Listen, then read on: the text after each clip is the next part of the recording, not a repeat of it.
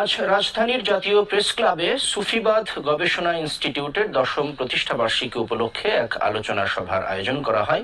সংগঠনের প্রতিষ্ঠাতা চেয়ারম্যান মোবারক হোসেন মুরাদের সভাপতিত্বে সভায় অন্যান্যের মধ্যে সংগঠনের সদস্য সচিব মোহাম্মদ মোজাফফর হোসেন, ফাউন্ডেশনের সহ সভাপতি প্রফেসর মোহাম্মদ কাজিম উদ্দিন, বিশিষ্ট নজরুল গবেষক ও অবসরপ্রাপ্ত অতিরিক্ত সচিব মোহাম্মদ জাকির হোসেন, ঢাকা বিশ্ববিদ্যালয়ের ফার্সি ভাষা ও সাহিত্য বিভাগের সহযোগী অধ্যাপক ডক্টর মোহাম্মদ ইহসানুল হাদি ও বুলবুল ললিত কলা একাডেমির সম্পাদক মোহাম্মদ ফজলুর রহমান উপস্থিত ছিলেন।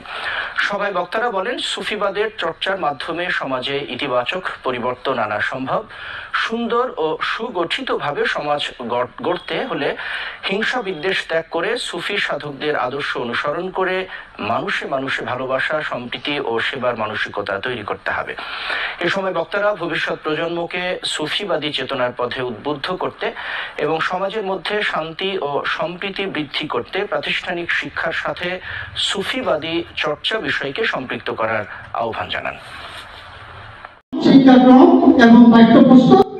এবার সুফিবাদকে পাঠ্যপুস্তকে অন্তর্ভুক্ত করার দাবি তুলেছে সুফিবাদ গবেষণা ফাউন্ডেশন।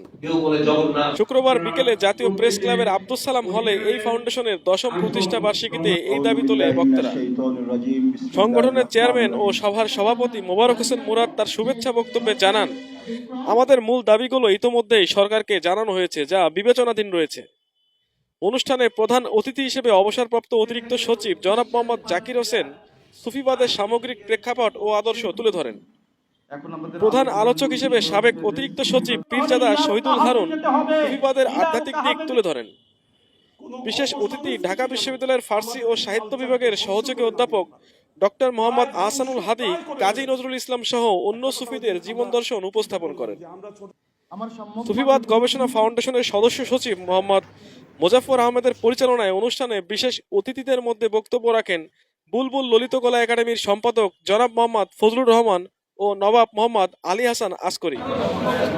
অন্যদের মধ্যে উপস্থিত ছিলেন আনিস জাফরি, সুফি মোহাম্মদ শফিকুল ইসলাম, আব্দুর রহমান, বাউল সালাউদ্দিন, আব্দুস সাত্তার প্রমুখ। রিপন শেখ, অর্থ বাণিজ্য সংবাদ।